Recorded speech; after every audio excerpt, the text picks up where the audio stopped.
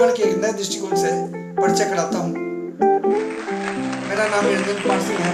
आप जनता जागरण देख रहे हैं। जीवन के बारे में विभिन्न कवियों ने विभिन्न प्रकार से इसे प्रभाषित किया है।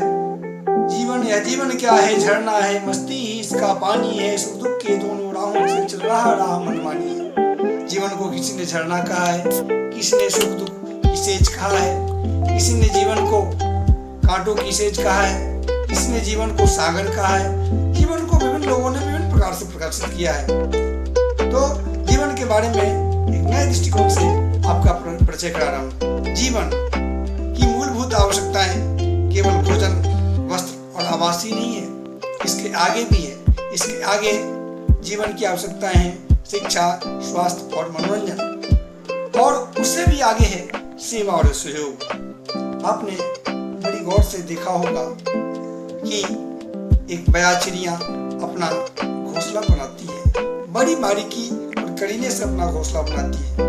जीना तो पशु पक्षी भी जानते हैं, अन्न, जल और आवास की पूर्ति पशु पक्षी भी कर लेते हैं। बुद्धिमानी के दृष्टिकोण से आप देखेंगे तो एक डॉल्फिन मछली समुद्र में डूब रहे आदमी को अपने पीठ पर बैठाकर किनारे ले आती है। मनुष्य ही सोचता है कि दुनिया में हम सबसे बुद्धिमान हैं, भोजन, वस्त्र और आवास की पूर्ति कर लेना ही बड़ी बात नहीं है, वे तो पशु पक्षी भी करते हैं।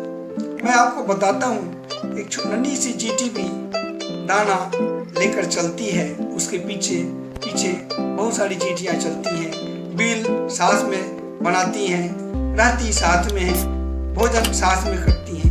क्या वो कम बुद्धिमान है? एक मधुमक्खी भी छत्ता बनाता है, फूलों का रस चूस कर छत्ते में ले जाता है, उस मधु बनाता है, कठिन परिस्थितियों में उस मधु का सेवन करता है और वह मधु हमारे लिए भी लाभदायक होता है। जब कोई उस पर हमला करता है, छत्ते पर हमला करता है, तो उस पर टूट पड़ता है। बुद्धि तो एक चींटी के पास भी होती है, मधुमक्खी के पास भी होती है। आप जानते हैं कि कुत्ता कितना वफादार होता है, यह बात प्रचलित है। हाथी और घोड़े की कहानियाँ भी आप जानते हैं कि हाथी और घोड़े भी कितने बुद्धिमान होते हैं। आपने राणा प्रताप के चेतक का नाम सुना ही होगा।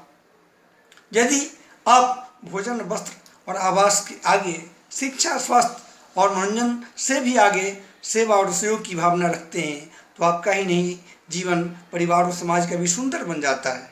यदि हम चाहें कि स्वर्ग को जमीन पर लाएं, तो हकीकत में आ सकता है। इसीलिए आप भोजन, वस्त्र, शिक्षा, स्वास्थ्य और मनोरंजन के आगे सहयोग और प्रेम से दूसरे की सेवा करें, तो निश्चय ही आपका ही नहीं, परिवार का नहीं, समाज का नहीं, राष्ट्र का ही नहीं, पूरे विश्व का जीवन सुंदर बन जाएगा। तो दोस्तों, मैं आपसे कहना चाहता हूँ कि आप शिक्षा, स्वास्थ्य, मनोरंजन के आगे सेवा और सहयोग को भी अपने जीवन में शामिल कीजिए। देखिए आपका जीवन कितना सुंदर बनता जाता है। आपके दृष्टिकोण बदलने से आपके परिवार, समाज, राष्ट्र और विश्व की बेहतरी कैसे होती जाती है। दोस्तों, आपको यह वीडियो पसंद आया होगा तो आप लाइक करेंगे। आगे भी अन्य वीडियो आपको देखने का मौका मिलेगा। धन्यवाद।